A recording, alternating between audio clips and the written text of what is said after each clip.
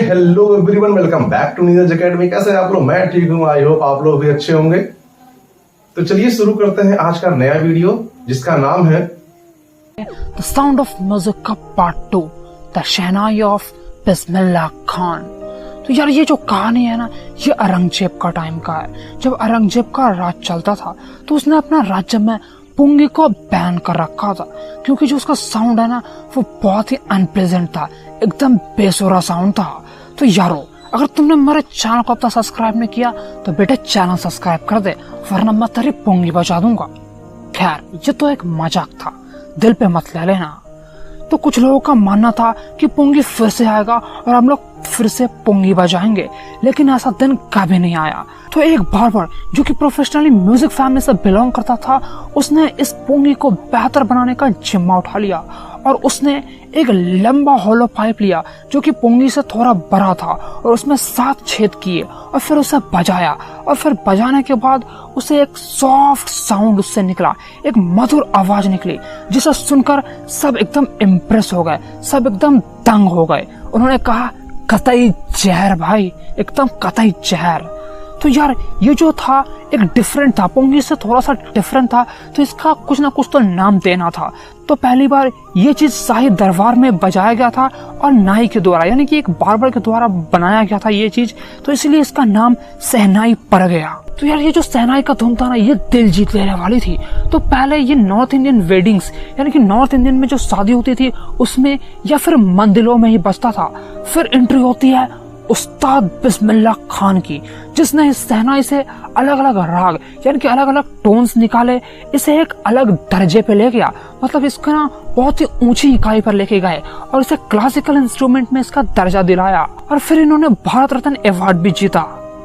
तो चलो यारो, अब थोड़ा उस्ताद बिस्मिल्लाह खान के बारे में जान लेते हैं। तो इनका जन्म 21 मार्च 1916 में बिहार के एक छोटे से गांव दुमरौन में हुआ और इनके जो दादा थे रजौल बख्श खान, शहनाई नवाज के भोजपुरी किंग कोर्ट के मतलब बादशाह थे यार। और इनके जो पिताजी थे पैगंबर बख्श, और इनके जो पूर्वज थे उन्होंने भी इस शहनाई को बजाने में अपना योगदान निभाया है। और जब ये 3 साल के थे तो इनकी माँ इनके मामा के पास लेके गई बनारस में, जहाँ पर ये अपने मामा को शहनाई बजाते हुए देखते थे।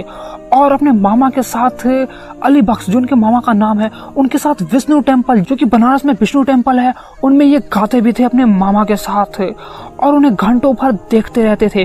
और धीरे धीरे कहकर इनका इंटरेस्ट शहनाई में बढ़ता गया और बालाजी टेम्पल और मंगला मैया के जो मंदिर है, जो गंगा किनारे बैठकर ये आराम से शहनाई बजाते थे। और जब ये 5 साल के हुए तो ये गिल्ली डंडा खेलते थे पोखर के बगल में, इनके घर के जो बगल में पोखर था वहां पर ये गिल्ली डंडा खेलते थे और बिहारी जी टेम्पल में जाकर भोजपुरी चित्रा भी गाते थे, जहाँ पर इनको बड़ा सा लड्डू मिलता था। यार लड्डू खा के ना ये मतलब खुशी हो जाते थे और लड्डू के चलते इनका इंटरेस्ट शहनाई में बढ़ता गया, म्यूजिक में बढ़ता गया।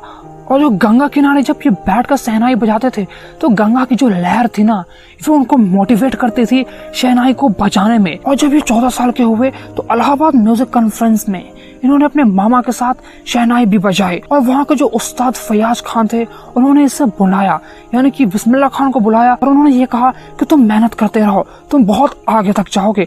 फिर इनको अपना पहला मुकाम ऑल इंडिया रेडियो लखनऊ में 1938 में मिला, जहाँ पर इन्होंने रेडियो पे शहनाई बजाई। और जब 15 अगस्त 1947 में हमारा देश आजाद हुआ तो उस समय भी रेड फोर्ट पर जाके इन्होंने शहनाई बजाई और उस समय सारे ऑडियंस का दिल जीत लिया भाई इन्होंने, जिसमें महात्मा गांधी और पंडित जवाहरलाल नेहरू भी थे। और फिर उसके बाद पंडित जवाहरलाल नेहरू ने अपना 15 अगस्त पे स्पीच दिया। बिस्मिल्लाह खान को बहुत जगह से परफॉर्मेंस के ऑफर भी आने लगे, इंडिया और इंडिया से बाहर से भी आने लगे।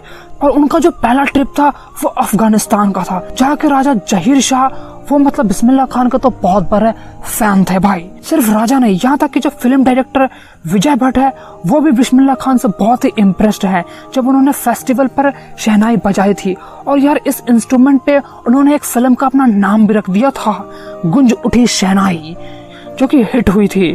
और फिर इन्होंने बिस्मिल्लाह खान के साथ काम भी किया और एक गाना भी बनाया, दिल का खिलौना है टूट गया। यार ये क्या मैं गा रहा हूँ, खैर यार माफ करना, मुझे नहीं पता इसका धुन क्या है, तो मैंने जो मन में आया वो गा दिया। चलो तो आगे बढ़ते हैं। तो बिस्मिल्लाह खान ने बस 2 लोगों के साथ ही काम किया था फिल्म इंडस्ट्री में। एक विजय भट्ट है जिनके साथ काम कर कर उन्होंने गुंज उठी शहनाई किया था, और दूसरा जो है विक्रम श्रीनिवास है जिनके साथ इन्होंने सनाधि अपना इस पे काम किया था। बस इसी 2 पे काम किया, उसके बाद उन्होंने काम नहीं किया।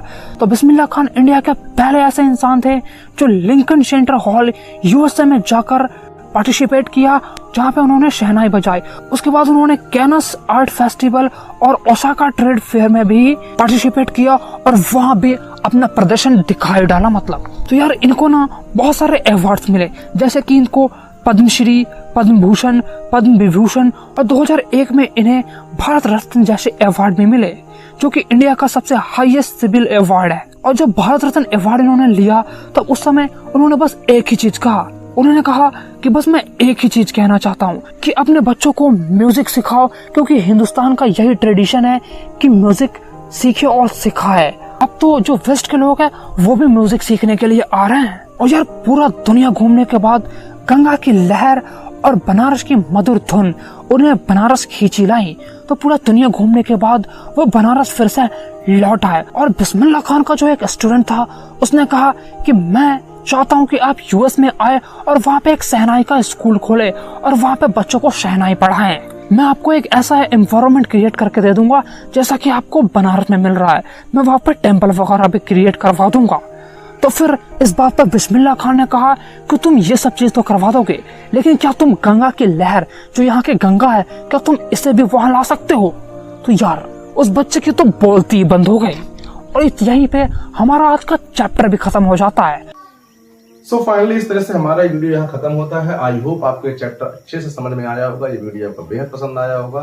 तो कमेंट करके हमको बताइए वीडियो कैसा लगा, और लाइक नहीं किया तो लाइक कर लीजिए, और चैनल को सब्सक्राइब नहीं किया तो जरूर सब्सक्राइब कर लीजिए, और दोस्तों के पास शेयर करना बिल्कुल नहीं भूलेंगे। चलिए मिलते हैं एक नेक्स्ट वीडियो में एक नए कंटेंट के साथ, तब तक जय हिंद।